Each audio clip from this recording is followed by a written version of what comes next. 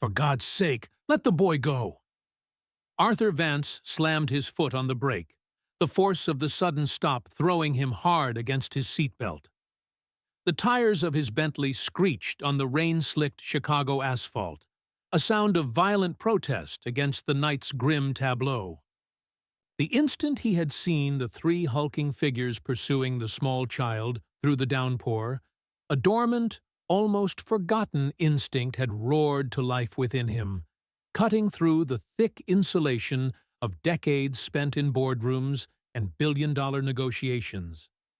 The boy couldn't have been more than 7 years old, his small body drenched, his feet bare against the cold, broken pavement. His jacket, a flash of bright red against the gloom, was ripped at the shoulder. His tiny legs pumped with a desperate, frantic energy, a futile attempt to outrun the terror that was closing in behind him. 3 massive men, moving with a chilling coordination that spoke of long and ugly practice, were gaining on him with predatory speed. Without a second thought, Arthur threw his car door open, the heavy metal swinging out into the rain-swept street. "Get in!" he bellowed, his voice a raw command that cut through the drumming of the rain. The child's head snapped up. For a fraction of a second, his wide, terrified eyes locked with Arthur's, and in that fleeting connection, a decision was made. The boy pivoted, changing his trajectory and scrambling toward the open door of the car. One of the pursuers shouted, a guttural snarl lost in the noise of the city. "Stay out of this, old man!" But Arthur didn't so much as flinch. He stepped out fully onto the street, using his own body as a shield, positioning himself directly between the boy and his hunters. The child dove behind him, his small hands clutching the fabric of Arthur's trousers with a desperate strength. The tallest of the 3 men, a brute with a shaved head and a cruel twist to his lips, lunged forward. Arthur reacted with a speed that surprised even himself, a speed born of an instinct he hadn't tapped into since his college boxing days.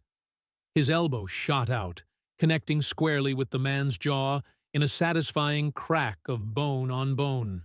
A second man tried to circle around him to grab the boy, but Arthur turned, shoving the attacker backward with the full force of his weight.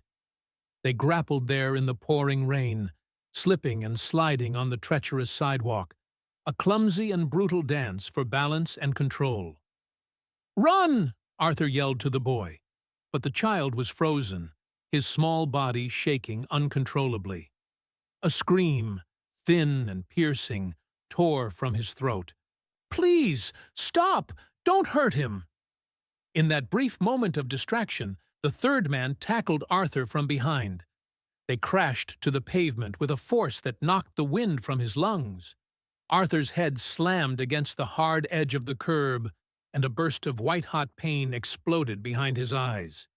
He grunted, trying to push himself up, but the man on top of him was heavy, and something glinted in his hand. A knife. It was small, its blade tarnished with rust, but it was undeniably real. The boy screamed again, a raw, desperate cry of, "No, please, don't!" that seemed to echo off the brick facades of the surrounding buildings. The sound was so pure in its terror that it acted like a switch. Lights began to flicker on in the apartments above. A window creaked open, and a man's face peered out into the darkness. Further down the block, someone was fumbling with their phone, the blue light of the screen illuminating their panicked expression. The attackers noticed the sudden audience, their eyes darting around, the calculus of risk and reward shifting rapidly in their minds. One of them hissed a curse. "The cops will be here any second." They began to back away. The one with the knife was yanked off Arthur by his companion. "Let's go! Now!" And just like that, the 3 men melted back into the shadows from which they had emerged, vanishing into the labyrinth of wet alleyways. The little boy rushed to Arthur's side, sobbing uncontrollably. "I'm sorry. I'm so sorry. You're hurt because of me." Arthur winced, pressing a hand to the back of his head. He could feel the warmth of blood mixing with the cold rainwater. But when he looked at the child, this tiny boy shaking with a guilt no child should ever have to bear, something inside him solidified, locking into place. He forced himself to take a breath. "It's not your fault, kid. I'm going to be fine." "You shouldn't have helped," the boy whispered, his eyes wide with a profound sadness that was heartbreakingly out of place on such a young face. Arthur didn't answer immediately. The world was spinning slightly, and a sharp, insistent ache was blooming in his ribs from the fall, but he reached out and took the boy's small, cold hand in his. "I'm glad I did." He pushed himself slowly to his feet. The man from the apartment window shouted down, "Do you need us to call someone?" "No," Arthur said, his voice surprisingly steady. "We're all right." He guided the boy into the passenger seat of his Bentley and slid behind the wheel, wiping a smear of blood from his brow with the back of his hand. The child looked at him with a mixture of awe and fear. "Where's your mother?" Arthur asked as he pulled away from the curb, the powerful engine a low thrum against the night. "They took her," the boy whispered, his voice barely audible. Arthur didn't need to ask who "they" were. He already had a sickeningly clear idea. The rest of the drive was conducted in a heavy silence, the car cutting through the rain-streaked streets of Chicago like a silent blade. At the police station on Harrison Street, the boy refused to get out. His voice cracked as he pleaded, "Please, don't let them take me back. Please." Arthur stood on the wet sidewalk, soaked and in pain, staring at the imposing stone building. He could already see the headlines. "Billionaire industrialist Arthur Vance fights off kidnappers to save unknown child." The scandal, the questions, the disruption to his meticulously ordered life. But as he looked at the terrified child in his car, none of that seemed to matter. He got back in.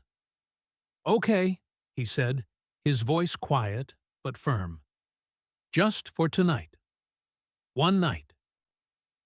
He learned the boy's name was Leo when they arrived at his penthouse overlooking Lake Michigan, and the housekeeper Martha asked gently, "And what should we call you, sweetheart?" Leo didn't speak. He simply pointed to a small woven bracelet on his wrist, where faded blue beads spelled out his name. Leo. Arthur stood in the grand entryway of his sleek minimalist apartment, dripping rainwater and blood onto the polished Italian marble floor. He had no idea what tomorrow would bring, but tonight, a little boy had screamed for him, and for the first time in a very long time, he had answered. The soft chime of the private elevator filled the silence as Arthur stood with Leo beside him, both of them soaked to the bone and shivering. His hand was still pressed against the back of his head, where blood continued to ooze from a nasty gash. The ache in his ribs had sharpened into a deep, throbbing pain. He hadn't been in a physical altercation since a foolish bar fight in his early 20s, and his body was now loudly protesting the violent reintroduction. Leo stood silently beside him, wrapped in an oversized cashmere throw that Martha had rushed to provide the moment they stepped through the door. His small frame was almost lost in the plush fabric, but his shoulders still shook, whether from the cold or from lingering fear. Arthur couldn't tell. He glanced down at the boy. Not a single word had passed his lips since they had driven away from the police station. The elevator doors opened directly into the vast living room of his penthouse. Floor-to-ceiling windows offered a panoramic view of the Chicago skyline, a glittering tapestry of light against the stormy sky. Rain streaked down the glass, making the city lights blur like tears. Normally, Arthur found a deep sense of peace in the solitude of this place, his fortress against the world. Tonight, It felt cavernous, cold, and utterly unfit for a child. Martha, a sturdy woman with kind eyes and an air of unflappable competence, gently guided Leo toward one of the guest bathrooms. "Come on, honey. Let's get you into a warm bath and some dry clothes." Leo hesitated, his eyes flicking to Arthur, filled with a silent, questioning plea. Arthur gave a small, reassuring nod. "It's all right," he said, his voice softer than he intended. "Martha's been with me since before I could drive. You're safe here." That seemed to be enough. The boy followed the older woman without another word. Arthur lowered himself carefully onto a massive leather sofa, gritting his teeth as a fresh wave of pain shot through his side. The stinging on the back of his head had settled into a steady, pulsing throb. He leaned forward, resting his elbows on his knees, allowing the warmth of the room to slowly seep into his chilled bones. A few minutes later, Martha returned, her brow furrowing as she took in the drying blood on his collar. "Let me see that." "I'm fine." "You look like you tried to headbutt a freight train," she said, her tone leaving no room for argument. "Close enough," he muttered. Martha disappeared for a moment, returning with a first aid kit and a damp cloth. She tended to his injuries with a practiced maternal touch, her movements careful and efficient. When she was finished, she stepped back, crossing her arms over her chest. "So," she said, her voice calm but firm, "who is he?" "I don't know," Arthur admitted. "I saw 3 men chasing him down the street. They were going to take him. I intervened." Martha's frown deepened. "And the police?" "He begged me not to take him in. Said they would send him back." "Back where?" "He didn't say." Arthur leaned back slowly, the movement sending a fresh jolt of pain through his ribs. "He said they took his mother." "I believe him." Martha studied him for a long moment, her gaze unwavering. Then she sighed and nodded. "He's in the guest room now. I found some of my grandson's old pajamas for him to wear. Poor thing has barely said 2 words." Arthur nodded. His mind was already churning, trying to impose order on the chaos, searching for logical next steps, for a plan. But this wasn't a corporate takeover. There were no spreadsheets to analyze, no market trends to predict. There was just a terrified child, and a trail of shadows leading back into the city's dark underbelly. Later that night, sleep eluded him. He found himself standing in the doorway of the guest room. The lights were off, but a sliver of moonlight from the large window cut a path across the floor, illuminating the small form of Leo curled up on the bed. He was wrapped tightly in a blanket, his knees drawn up to his chest. Arthur was about to turn away when a small voice, so soft he wasn't sure if he'd imagined it, broke the silence. "You got hurt." He paused. "Yeah, a little." "Because of me?" "No," he said gently, stepping into the room. "Because of them." The boy was quiet for a long moment. Then, in a shaky voice, he asked, "I thought you were going to leave me." "I'm still here," Arthur replied. Silence fell again. He moved further into the room, crouching beside the bed and ignoring the sharp protest from his bruised ribs. "Do you want to tell me what happened?" Leo shook his head, his dark curls brushing against the pillow. His hand reached out from under the blanket, clutching a small, intricately carved wooden box about the size of a jewelry case. He opened it and held it out for Arthur to see. Inside were a few scraps of paper, a faded Polaroid photograph of him with a woman, his mother, Arthur presumed, and a single beaded bracelet spelling out a name. "She said if anything happened, I had to keep this safe," Leo whispered, his voice thick with unshed tears. Arthur looked at the photograph. The woman had gentle eyes, weary but kind. Her arm was wrapped protectively around Leo's small shoulders. Your mom? He asked softly. Leo nodded. She loves you very much. I want her back, he said, his voice finally breaking. I know, Arthur murmured, and we're going to find her. Leo turned to face the wall, his small body tense as if he were holding back a storm. Arthur watched him for a few moments longer, then rose slowly and left the room, leaving the door slightly ajar. Back in his sprawling home office, he powered up his laptop. It was well past midnight, but the city outside his window never truly slept. He opened a blank document and began to type the only information he had. Leo, approximately 7 years old, African-American, missing mother, name Imani, last seen in the Pilsen neighborhood, Chicago. He stared at the blinking cursor. It wasn't much, but it was a start. He pulled up his contacts, found the number he was looking for, and hit dial. It rang twice before a groggy voice answered, "This better be life or death, Vance." "It might be," Arthur said.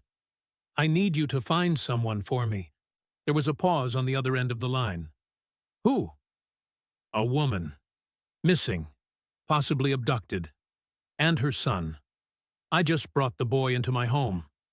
"Are you serious?" "Dead serious." "Do you have any idea what kind of mess you're stepping into?" "I do now," Arthur said. There was a long sigh. "Text me everything you've got. I'll start making calls tonight." Arthur ended the call and leaned back in his chair. The pain in his body was a stark reminder that the night's events had not been a bad dream. It was just the beginning. He had money, influence, and a vast network of contacts. And now, for reasons he couldn't yet fully articulate, he had something he hadn't possessed in years. A purpose. He wasn't about to let a little boy's world be swallowed by the shadows. Not on his watch. Not while he was still breathing. The morning light crept through the towering windows, casting long golden stripes across the polished hardwood floors of Arthur's penthouse. But the quiet that filled the space was not peaceful. It was a heavy, strained silence, the kind that reminded him of hospitals and waiting rooms, of endings. Arthur stood in the kitchen, staring at the untouched cup of coffee in his hand. He hadn't slept, not in any meaningful way. His body ached with every small movement, the bruises along his ribs deepening into darker shades of purple with each passing hour. But it wasn't the physical pain that had kept him awake. It was the boy, Leo. He hadn't cried again. He hadn't screamed or thrown a tantrum. In a way, that was more unsettling. Children were supposed to be loud with their pain.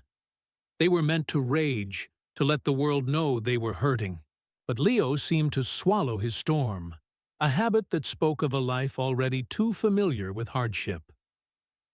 Martha walked in, her steps soft and measured.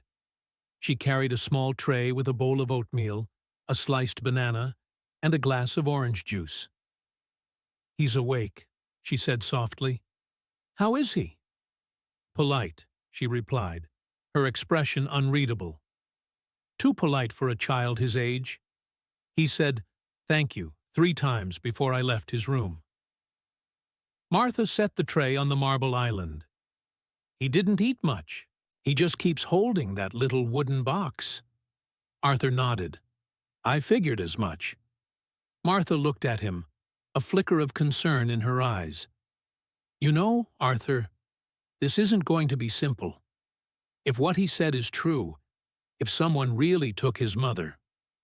"I know. And those men last night." "I know, Martha," he said, rubbing the back of his neck. "But I can't just let it go. Not now." She studied him for a moment longer, then sighed. "I took the liberty of calling Dr. Finch. He's a child psychologist, very discreet. He's worked with trauma victims before. I thought perhaps he could come by later today." Arthur hesitated, then nodded. "Good idea." He took the tray from the counter and headed down the long hallway toward the guest room.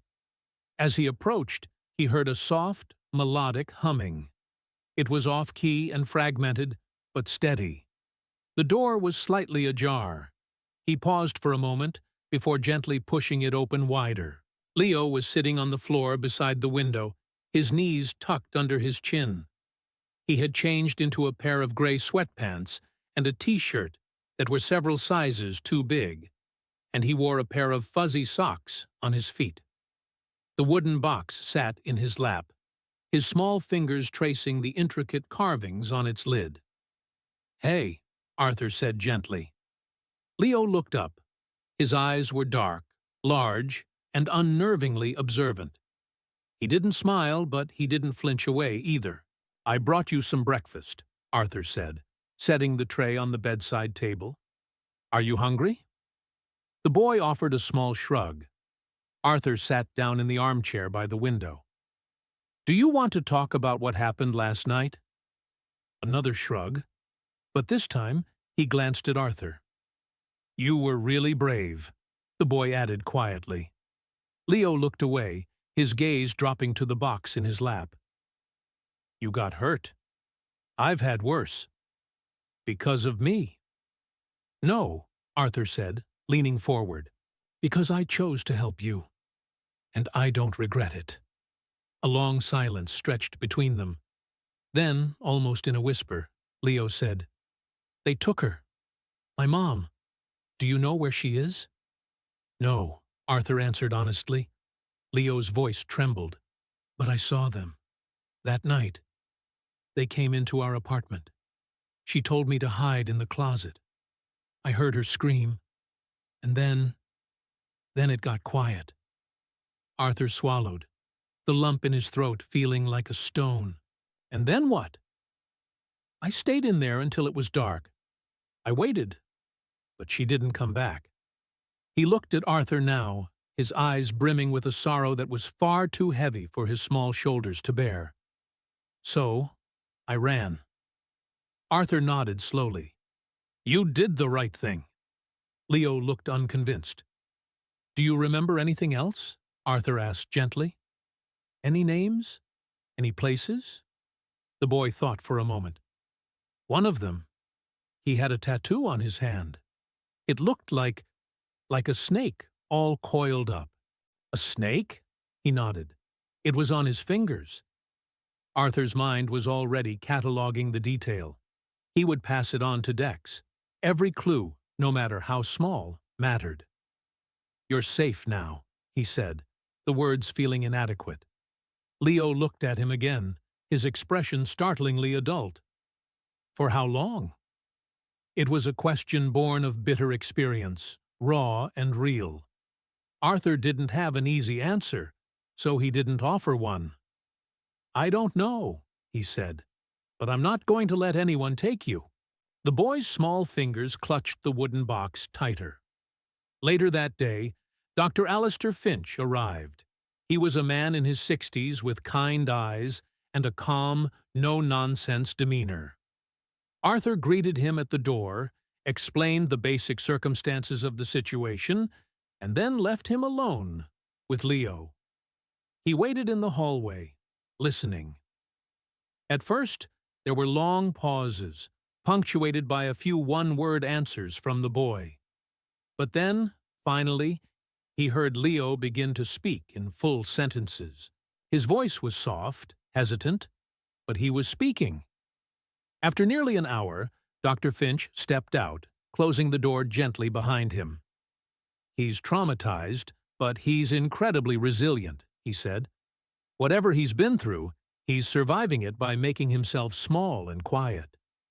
It's a common coping mechanism for children in his situation. It's how they stay invisible to danger." Arthur nodded. He said his mother was taken, that he witnessed it. Dr. Finch's expression darkened. "That wouldn't surprise me." "Do you think he's telling the truth?" "I think he's telling what he remembers," the doctor replied. "His memory may be fragmented by the trauma, but his fear is very, very real." He paused. "He trusts you, Mr. Vance, That's not insignificant. He doesn't even know me. He knows enough, Dr. Finch said. Children don't trust words, they trust actions. And you threw yourself between him and 3 grown men. That's not something a child forgets. After the doctor left, Arthur stood at the window, watching the sun dip below the Chicago skyline. He was exhausted, but his mind was sharp, alert. His phone buzzed. It was a message from Dex. No records for a Leo or Imani Jones in school or foster databases yet. Still searching. We'll run facial recognition on the photo from the box. It wasn't much, but it was a start. He glanced down the hallway toward the guest room. The door was closed now, a thin strip of light glowing from beneath it. This home had been quiet for so long. Too long. After his wife had passed away years ago, Arthur had constructed elegant, efficient walls around his life. But tonight, he felt something crack inside him. Not broken, but opened. There was no laughter in this house, not yet. But for the first time in years, it didn't feel empty. Not anymore. The next morning broke with a heavy fog rolling in off Lake Michigan, wrapping itself around the city's skyscrapers like a ghostly shroud. Arthur stood in front of the mirror in his bedroom, fastening the last button on his shirt. The bruise on his ribs had deepened into a painful-looking swirl of blue and green, a constant reminder of the night he had stepped between a child and his hunters. He winced slightly as he pulled on his jacket, then stepped out into the hallway. He paused outside the guest room. The door was still shut, but he could hear the faint sound of humming coming from within. Leo, that same small, broken melody, barely a tune, but persistent, as if he were reminding himself that the world hadn't entirely disappeared. Martha greeted him in the kitchen with a cup of black coffee. He's up. 8 more than he did yesterday. That's good, Arthur said. He asked if you'd be gone long today. That gave him pause. I wasn't planning on going anywhere. You might have to, Martha said, her gaze steady. Not forever, but for answers. Arthur took a slow sip of his coffee, letting the heat settle the cold ache that had taken up residence in his chest since that night. She was right. He had promised Leo he was safe. But safety wasn't just warm meals and soft blankets. It was answers. It was the truth. At 10 a.m., his investigator, Dex, arrived. Dex was ex-military, now a private intelligence consultant. He was gruff, methodical, and possessed an unnerving relentlessness. He wore jeans and a dark windbreaker, and he walked with the quiet confidence of a man who had seen too much to be easily rattled. Found something, he said, handing Arthur a manila folder. Inside was a printed image, a grainy still from a surveillance camera, zoomed in and enhanced. The face wasn't perfectly clear, but the outline matched Arthur's memory of one of the men who had chased Leo. And there, visible on his right hand, was a tattoo, a serpent, coiled and ready to strike, its fangs stretched over his knuckles. Name's Marco Gallo, Dex said. Record a mile long. Assault, trafficking, suspected mob ties. Works for a crew that operates out of the South Side. Known for snatching vulnerable people off the street. No convictions. They're ghosts. Arthur flipped through the pages. A mugshot, case files, police reports. It was an ugly history. Dex continued. We ran facial recognition on the Polaroid from Leo's box. The woman, his mother, is Imani Jones, age 32. Reported missing 3 weeks ago.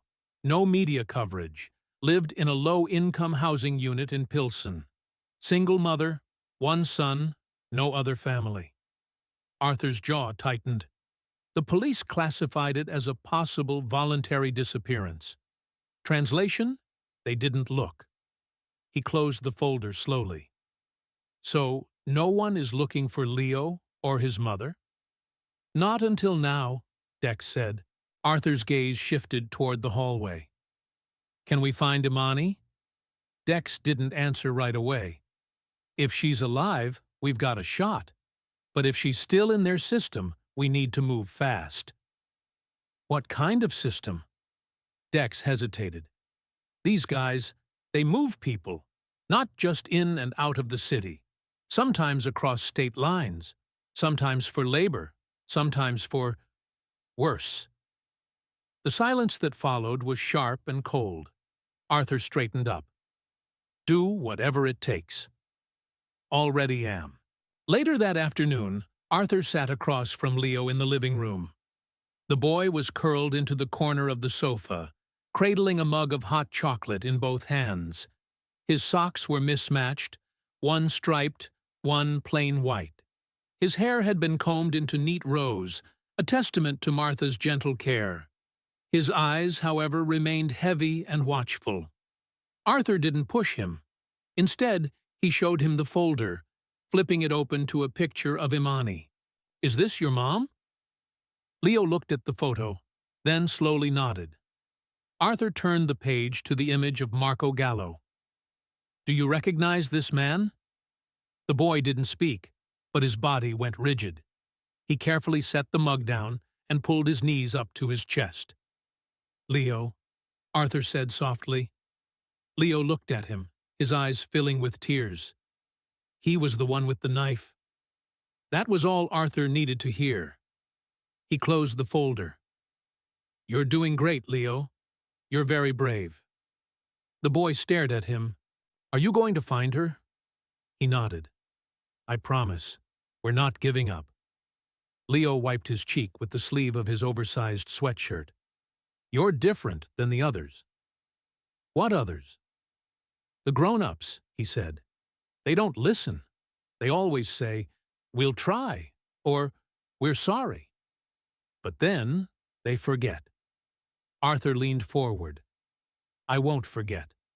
That night, Arthur made another call, this time to someone he hadn't spoken to in over 5 years. The man answered on the first ring. Still alive, Vance? Barely, Arthur muttered. I need your help. This about business? No, it's personal. There was a pause. Those are the only favors I still do. Arthur explained everything quickly, concisely. He didn't have to fill in all the details. The man on the other end, Grant Holloway, had once been one of the FBI's top field agents before retiring early to work on private cases that operated in the gray areas of the law. I'll be on the first flight out of Dulles tomorrow, Grant said. Arthur exhaled a breath he didn't realize he'd been holding. Thanks. Don't thank me yet. If you're going up against Gallo's crew, you're stepping into a nest of vipers. I've been in worse rooms. Maybe, Grant replied. But this time, they're not after your money. They're after silence. And they'll kill to keep it. After the call ended, Arthur walked to the window and looked out at the city below. The lights blinked like a galaxy of stars caught in a steel net. Somewhere out there, a woman was being held against her will. Somewhere out there, 3 men thought they had gotten away with destroying a life. He wouldn't let that stand. Behind him, he heard soft footsteps. It was Leo. He stood quietly, holding the wooden box again. I couldn't sleep, he said. Me neither. The boy walked to him and, without a word, took his hand. I think she's still alive, he whispered. Arthur looked down at him, at that tiny hand wrapped around his fingers. So do I. And in that moment, with the city humming quietly below them, Arthur Vance, billionaire, widower, a man who had buried his purpose years ago, found something that pulled him back into the light. A reason to fight. A reason to hope. The next morning, the city awoke slowly beneath a gray, overcast sky. The fog clung stubbornly to the tops of the skyscrapers, muffling the sounds of traffic and sirens from below, as if Chicago itself was holding its breath. In the penthouse high above, Arthur stood by the dining room window, watching it all unfold while nursing his second cup of coffee. Leo sat at the table behind him, drawing quietly with a handful of colored pencils Martha had unearthed from an old cabinet. His tongue was stuck out slightly in concentration as he worked, occasionally glancing up to make sure Arthur was still in the room. He hadn't said much that morning, just a soft, "Good morning," and a "thank you," when Martha brought him breakfast. But he wasn't shrinking anymore. He was observing, waiting. At exactly 9 a.m., the elevator chimed and opened to reveal a tall man in a charcoal suit. His presence was unmistakably federal, calm, sharp-eyed, and carrying the quiet weight of a man who had seen too much. Grant Holloway stepped into the penthouse like he was walking into a war room. "Still prefer your coffee black?" Arthur asked, offering a hand. Grant shook it firmly. "Still think sugar is for the weak?" Arthur chuckled. "You haven't changed." "And you have," Grant replied, his gaze shifting toward Leo. "Didn't think I'd ever see you open your door to anyone under 5 feet tall." "He's 7, Arthur said. "And he's why you're here." Leo looked up briefly from his drawing, then returned to his work. Grant lowered his voice. "You sure about this, Arthur? It's a long way from the Chicago Board of Trade to a human trafficking case." "I'm not just sure. I'm in it." "All right." Grant opened his briefcase and laid out a tablet and several printed files. "I've been digging since you called. Marco Gallo's crew is worse than I thought. He's part of an underground syndicate that launders people through a network of fake social services fronts.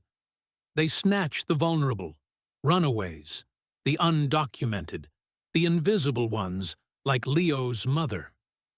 Arthur's hands curled into fists. "And Imani?" "I traced a report filed 3 weeks ago. An anonymous tip about a woman screaming in a Pilsen apartment complex. Matches the timeline Leo gave. There was no follow-up. The apartment has since been rented to someone else." Arthur swore under his breath. Grant nodded grimly. "But here's where it gets interesting. A van registered to one of Gallo's shell companies was logged entering a warehouse in an industrial park on the south side 2 days after the report. The same van's GPS pinged near Pilsen the night you found Leo. You think that's where they took her? Maybe. But the warehouse is protected. Cameras, guards, the works. It's not just for storage. It's a holding point." Arthur glanced toward Leo, who was now carefully coloring in a purple sky above what looked like a tiny house. "We need proof. Something we can give to the police. The real ones." Grant looked at him. "You still have connections with the district attorney's office?" "Some," Arthur said, "but no one I trust with a case like this. Too much red tape. Too many favors owed." "Then we do it my way," Grant said. "Off the books, quiet and fast." Arthur nodded. "When do we start?" "Tonight." Later that evening, Martha took Leo up to the rooftop garden, a space usually reserved for Arthur's rare quiet moments.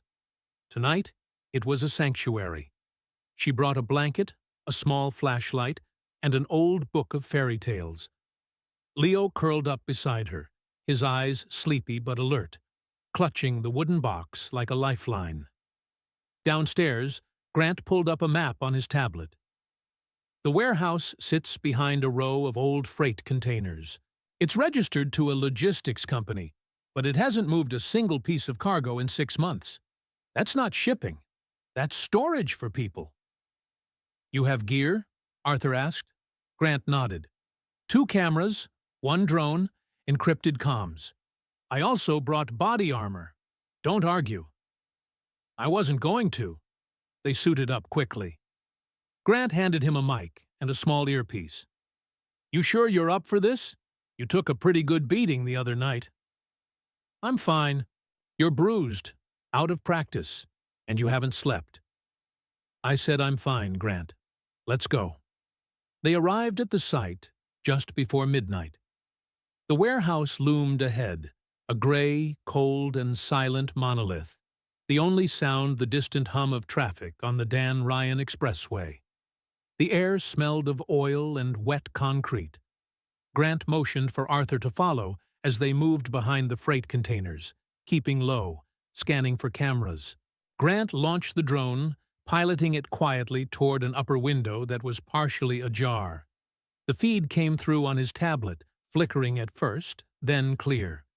Inside, they saw narrow hallways, rows of cots, and makeshift rooms separated by thin curtains. And women. 6 of them, sitting silently. Some with bruises, all with vacant, hollow eyes. Grant zoomed in on one of the figures. "Not her," he murmured. "Keep going." They moved the drone slowly. Then, there, in the corner of the farthest room, was a woman curled on the ground, her arm cradled to her chest. Her dark curls were matted with what looked like dried blood. Arthur leaned in. "That's her. That's Imani." Grant nodded. "We've got her, but we need more. Time-stamped footage, and a way out." Suddenly, static crackled through the feed. "Damn it," Grant muttered. "We're losing the signal." Then a deep voice boomed from nearby. "Hey, what the hell are you doing back there?" A bright flashlight beam cut through the shadows. They'd been spotted. "Run!" Grant hissed. They bolted down the alley, their boots pounding on the wet pavement. Shouts rang out behind them. A single gunshot cracked the air. They ducked behind a dumpster, breathless, their hearts racing. Arthur looked at Grant. "Did we get enough?" "Barely," Grant said, holding up the tablet. "But it might be just enough to bring the walls down." Back at the penthouse, they patched the drone footage into a secured drive. Grant sent it to 3 trusted contacts, 2 investigative journalists and 1 former Department of Justice analyst. It was a risk, but so was staying silent. As dawn crept over the city, Leo woke to find Arthur asleep on the couch, his jacket still on, the drone tablet clutched in his lap. He tiptoed over, placed his wooden box gently beside him, and whispered, "Thank you." Then he sat quietly, watching the sun rise over the city, his small hand resting against Arthur's. And for the first time in days, he smiled. It wasn't a wide, bold smile, but it was real. By mid-morning, the penthouse was no longer quiet. Grant paced back and forth across the living room, his phone pressed to his ear, barking clipped sentences into the line. Arthur stood by the kitchen island, his laptop open, reviewing stills from the drone footage. The timestamp, the faces, the layout of the warehouse. It was all there. Proof enough, he hoped, to force someone to act. Ellen moved quietly between rooms, keeping Leo occupied in the study with puzzles and storybooks. Every now and then, the little boy would peek out from the doorway, his eyes scanning for Arthur, checking to make sure he hadn't disappeared. Grant finally ended his call and turned to Arthur. "My DOJ contact forwarded the footage to a federal trafficking task force based in Sacramento. She said they're opening a file and will push for an emergency raid." "But?" Arthur asked, already bracing himself. "But it's a procedural nightmare. They want more names, evidence of transport across state lines. Without that, it could take days, maybe weeks." "We don't have weeks." "No, we don't," Grant agreed, lowering his voice. "But I also got a call from one of the journalists I sent the footage to. They're preparing a story. If it goes public, photos, drone video, a missing woman held in a locked facility, people will notice. A public firestorm can force the feds to move faster." Arthur frowned. "You're betting on the press." "I'm betting on outrage," Grant said. "The system moves slow, but public pressure doesn't." Just then, the elevator dinged. Arthur tensed. Ellen poked her head out from the study. Leo looked up from his puzzle, clutching one of the pieces tightly in his hand. The door slid open, and a tall blonde woman stepped out. She wore a tailored black coat, no makeup, and had eyes that looked like they'd seen everything. Special Agent Evelyn Reed, FBI. Grant nodded at her with a look of respect. "Didn't expect you to come yourself, Evelyn. Didn't expect you to light a fire under my department with an encrypted drop and footage from a civilian drone," she replied coolly. Arthur stepped forward. "We appreciate you coming. Did you see the footage?" "I did," she said. "And I agree, it's damning. But going after Gallo's crew without an airtight warrant is a mess, politically and legally." "We don't care about politics," Arthur said. "Unfortunately, I do," she replied. "I've spent my career trying to shut these operations down without getting my cases tossed out on procedural violations. One wrong move, and they all walk." Arthur's jaw clenched. "So what do we do? Wait while more women are locked up like animals?" Agent Reed folded her arms. "You said the boy, Leo, identified his mother in the footage." "He did." "Then he's a witness." "He's 7, Arthur said sharply. "He doesn't need to be dragged into depositions and courtrooms." "He might not have to be," she said, "but if we're going to move fast, we need his statement in writing, with a guardian's consent." "I'll sign it," Arthur said immediately. Reed raised an eyebrow. "Are you his legal guardian?" "No, but I'm the only one standing between him and being lost in the system again." Reed looked at Grant. "Is he always this stubborn?" "Worse," Grant muttered. Reed nodded once. "All right. I'll arrange for a child services liaison to meet with him here today. If his story corroborates the footage, and if we can get a signature from you and a temporary protection order filed, I might be able to greenlight an intervention." "And Imani?" Arthur asked. "His mother." "We'll get her out," Reed promised. "But you need to be ready. If this goes sideways, Gallo won't come after me. He'll come after whoever exposed him." Arthur didn't blink. Let him come. That afternoon, a soft-spoken woman from Child Services arrived and gently interviewed Leo in the study, with Martha present. The boy clung to his wooden box but answered her questions. His voice was quiet but clear. "I saw them take her. My mom. She was screaming. One of them had a snake on his hand." The woman nodded, taking notes, her eyes moistening at times. When the session ended, Leo ran out into the living room and straight to Arthur, throwing his arms around his waist. He knelt down beside him and held him tight. "You did good, Leo. You were so brave." That evening, Agent Reed returned. "We got a judge to sign the emergency order," she said. "We're going in tomorrow morning at 6. "Is Imani still there?" Arthur asked. "We believe so. One of our undercover agents drove past the warehouse this afternoon. Same guards out front, same patterns. No sign of relocation." Grant glanced at Arthur. "They're playing it cool. They don't know they've been exposed yet." Reed looked at Arthur. "You need to keep Leo here. Doors locked. No visitors. We'll extract his mother, and then we'll bring them both under protective custody." "I want them both here," Arthur said. Reed looked like she wanted to argue, but stopped herself.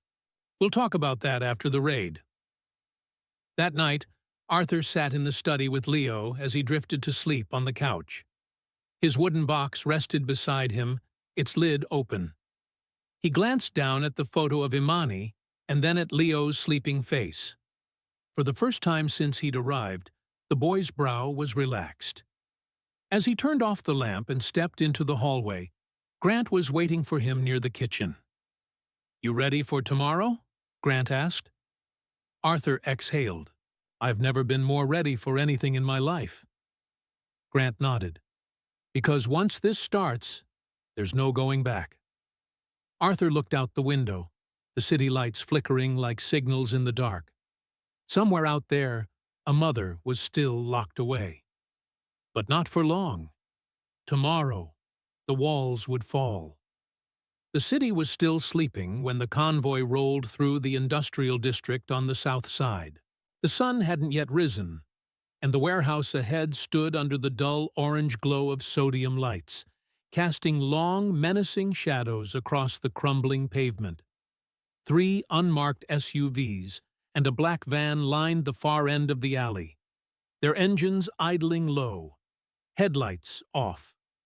Inside the lead vehicle, Special Agent Evelyn Reed stared at the warehouse's steel door as if it were a gateway to something darker than night.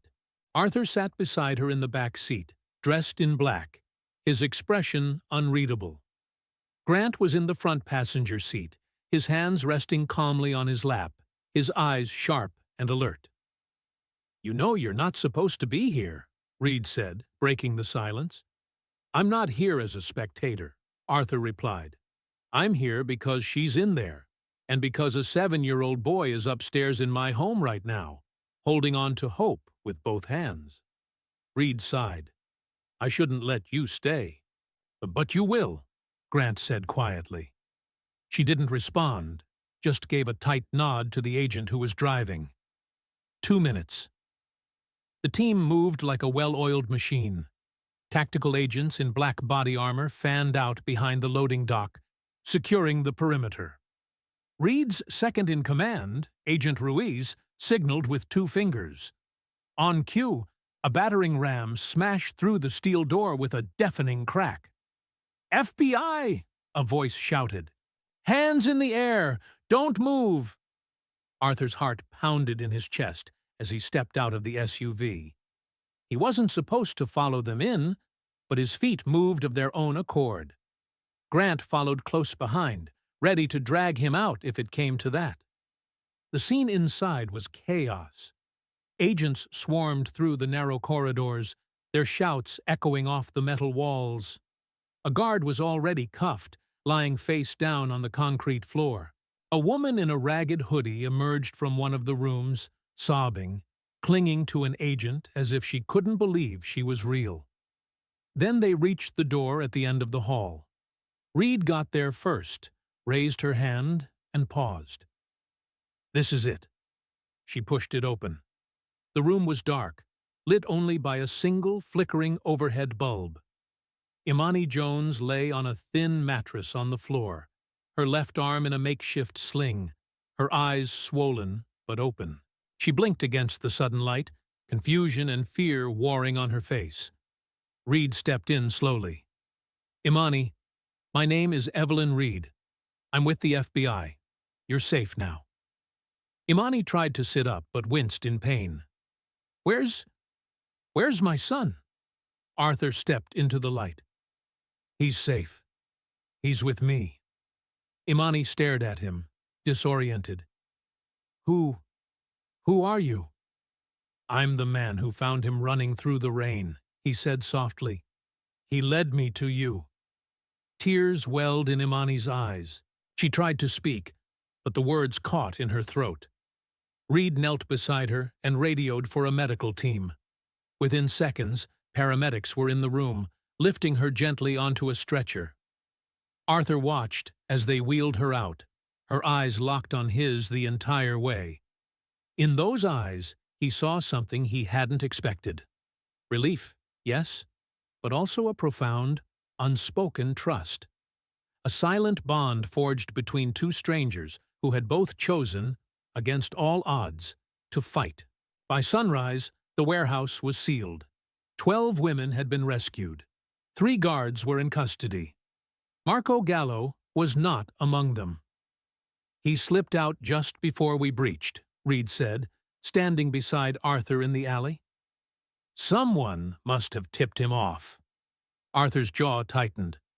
"So, it's not over?" "No," she agreed. "It's just beginning." Back at the penthouse, Leo stood at the window, watching for any sign of Arthur's return. He hadn't spoken much to Martha that morning, just a quiet, "Do you think they found her?" followed by an hour of anxious silence. When the elevator finally opened, he ran. Imani was wheeled into the living room on a stretcher, an IV bag trailing beside her. Leo froze for just a second, then launched himself toward his mother, the tears he'd held back for so long finally breaking free. "Mommy!" Imani cried out as she reached for him, her good arm pulling him into the tightest embrace she could manage. They sobbed together in the center of the room, surrounded by a silence too sacred to interrupt. Arthur turned away, a wave of emotion swelling in his chest. Grant stood beside him, his arms crossed, watching it all unfold. "You did good," Grant said quietly. "No," Arthur replied, his voice thick. "Leo did." The moment was tender, but it didn't last. Later that afternoon, Reed returned with news. "Gallo's disappearance complicates everything," she said. "He has connections. We suspect someone inside law enforcement may have leaked the raid." Arthur nodded grimly. "What happens now?" "We relocate Imani and Leo into witness protection. Different names, sealed files, new lives." "No," Arthur said. "They're not leaving." Reed's brows furrowed. "It's for their safety." "I'll provide the security," Arthur countered. "Round-the-clock surveillance, a full relocation if necessary. But they stay here, with me." Reed gave him a long, searching look. "Why?" "Because she has no one else. Because Leo finally found someone who came back for him. And because this house, this life, it needs them more than I thought." There was a long silence between them. Then Reed nodded once. "Fine. But if Gallo resurfaces, we move fast. No negotiation." Arthur agreed.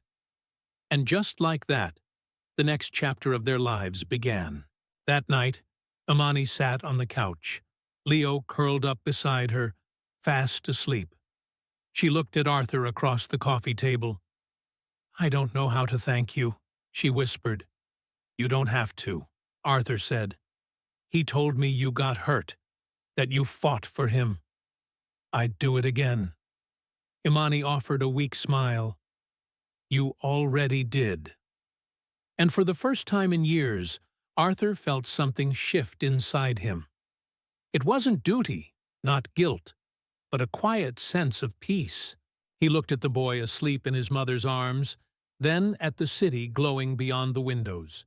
Somewhere out there, Gallo was hiding. But Arthur wasn't afraid, because in this house, the light had come back on. It had been 6 days since the raid, and the penthouse had settled into a new rhythm. The once sterile, silent space now pulsed with a quiet life. Laughter, small, cautious, but genuine, sometimes echoed down the halls. Martha found herself cooking more than ever, filling the air with the comforting scents of cornbread, roasted chicken, and sweet tea, claiming it helped to warm the ghosts out of the walls. Leo had begun to open up. He played more, ate with less hesitation, and sometimes even fell asleep without clutching his wooden box. But his eyes still flicked to the windows often, as if he were scanning for something the adults couldn't see. Imani was healing. Physically, the bruises were fading, the wounds closing. But emotionally, she was still navigating a storm. At night, Arthur would sometimes find her awake on the couch, staring out at the city, lost in thought. He never asked what she was thinking. Some pain didn't need translating. Arthur's own world had shifted on its axis. Meetings were canceled. Business partners were left on red. The market could wait. Something more significant had taken root inside him. A calling not driven by profits, but by protection.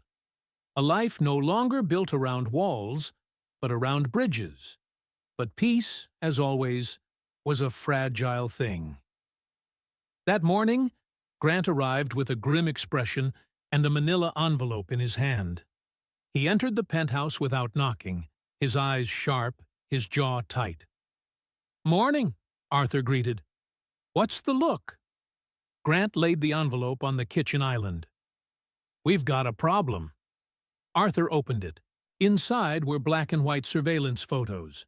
They were grainy and distant, but clear enough. A man standing outside a grocery store. The same man, later that night, seated at a bar in the Mission District.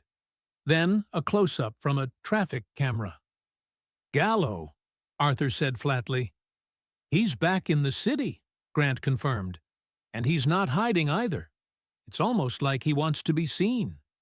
"Is the FBI on him?"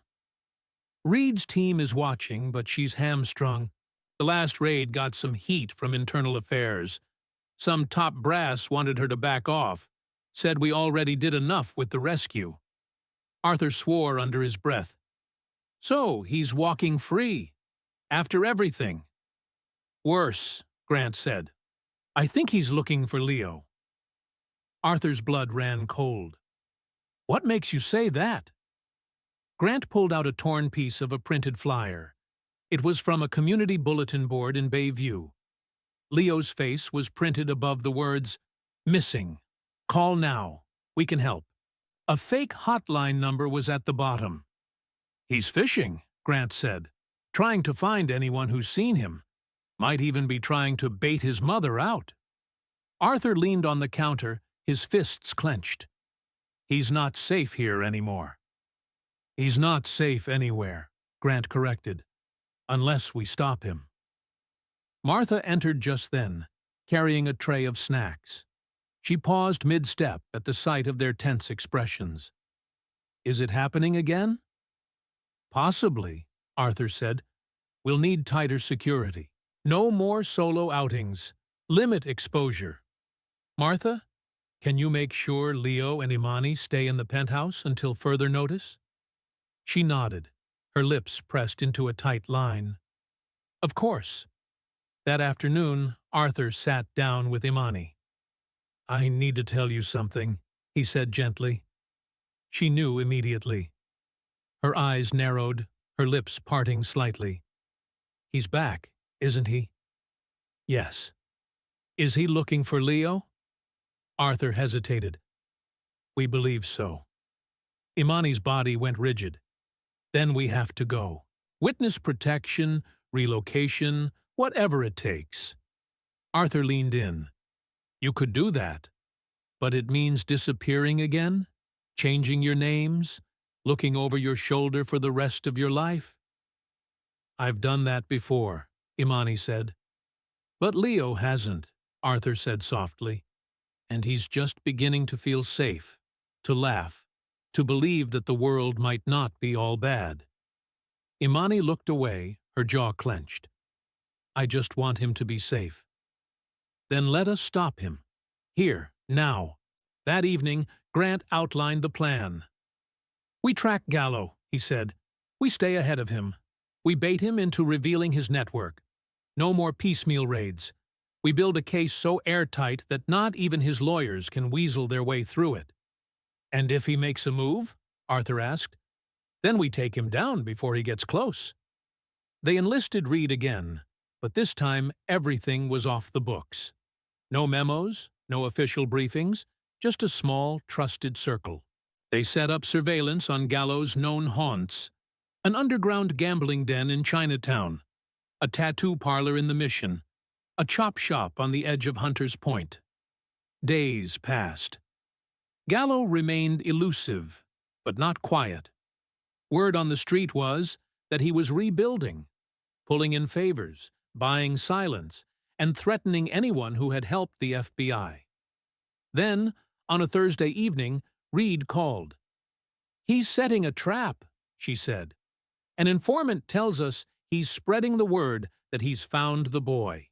He's holding a meeting at a warehouse tonight." "The same one?" "No," she said. "A new site across the bridge in Richmond. Less heat, fewer cameras." Arthur didn't even blink. "Then we end it tonight." Imani stood by the window when he told her. She didn't turn around. "Don't let him walk away again," she said. "I won't." Leo peeked in from the hallway, holding his box. "You're leaving?" Arthur knelt down. "Just for a bit. But I'll be back before you know it." The boy looked into his eyes, his expression serious beyond his years. "Promise?" "I swear."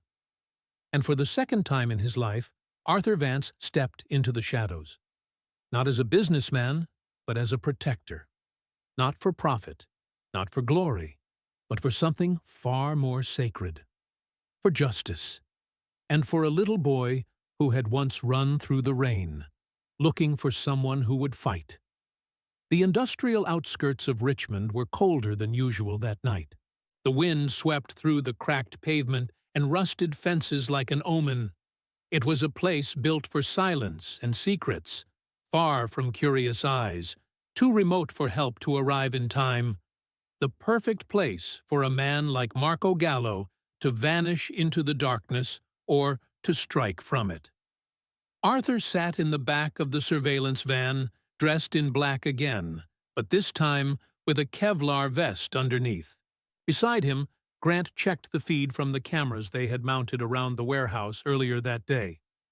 Reed sat across from them, an earpiece in, her jaw tight, her face bathed in the bluish glow of the monitors. "This is it," she said.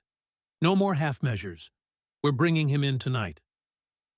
Arthur didn't respond. His fingers tapped silently against his knee, but his eyes were steady, locked on the screen showing the warehouse's loading dock. His mind wasn't on the equipment. It was on Leo, on Imani, on the promise he had made. Grant adjusted his mic. "Units in position," Reed responded. "Team Bravo at the south entrance. Charlie on standby to cut the power if things go sideways." "And Alpha?" Arthur asked. She looked directly at him. "Alpha is you and me." They moved in together, approaching the north side of the warehouse. The building loomed like a dying beast, long, low, and angry. Every step brought them closer to a man who had slipped through the fingers of justice too many times. Inside, dim lights flickered above crates and metal shelves. Shadows danced like ghosts between the aisles. Arthur's breath slowed, his heartbeat oddly calm. He had no gun, by Reed's order, but what he lacked in firepower, he carried in resolve. They slipped through a side door, as silent as a whisper. Voices echoed faintly from a back room, male, rough, mocking. "Heard the kid's in some rich guy's penthouse now," one said. "Probably eats gold flakes for breakfast." Another one laughed. "You think he remembers us?" "Who cares? Boss says if he talks, we make sure he forgets." Reed raised her hand, signaling for silence. Then she mouthed, "3 men, 2 armed." Grant's voice came through the comms. "Ready on your mark." Reed gave a nod, and then, all at once, the lights snapped off. Darkness swallowed the building. "Go!" she hissed. They burst into the room like thunder. Reed's flashlight cut through the black, blinding the first man, who raised his hands too late. Arthur tackled the second, slamming him into a metal rack with a crash of clattering tools. The third tried to run, but Reed swept his legs out from under him and had him cuffed in seconds. "Where's Gallo?" she barked. The first man stammered, He was here earlier. Swear to God, he left 20 minutes ago." Arthur stepped closer. "Where did he go?" "Downtown," the man squealed. "He said something about finishing it, making it clean. Said he knew where the boy was." Arthur's face changed. Leo. No, he was already running. The penthouse glowed faintly as the city slept below. Inside, Martha dozed lightly on the couch, a book still open on her lap. Imani stood in the hallway, staring at the security monitor. 4 silent squares showed the lobby, the elevator, the rooftop, and the hallway. And then, movement. The lobby camera blinked. A man, his hat pulled low, his shoulders hunched. He didn't use the front desk. He swiped something at the service elevator and stepped inside. Imani's breath caught. She moved fast, slipping into Leo's room and scooping her son up, careful not to wake him. The child stirred but stayed asleep, his head resting on his mother's shoulder. "Martha," Imani whispered urgently. The older woman woke instantly. "What is it?" "He's here." Martha stood without hesitation. "We need to lock down." But it was too late. The elevator dinged. Imani clutched Leo tighter and backed into the master bedroom.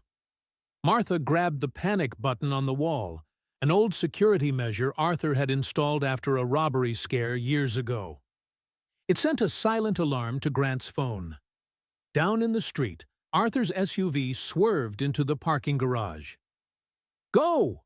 Reed shouted, drawing her weapon. Grant sprinted ahead, keying the elevator override from the basement. "We'll cut him off at the 32nd floor."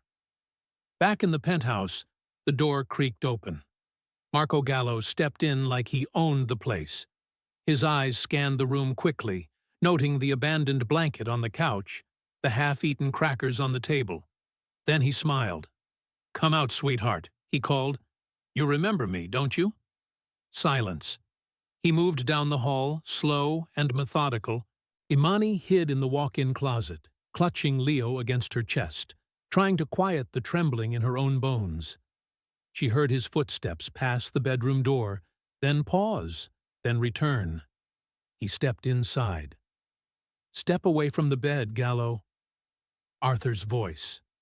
Gallo froze. Arthur stood in the doorway, breathing hard, a heavy baton in his right hand. Gallo turned slowly, his eyes narrowed. "You again? You're like a damn ghost."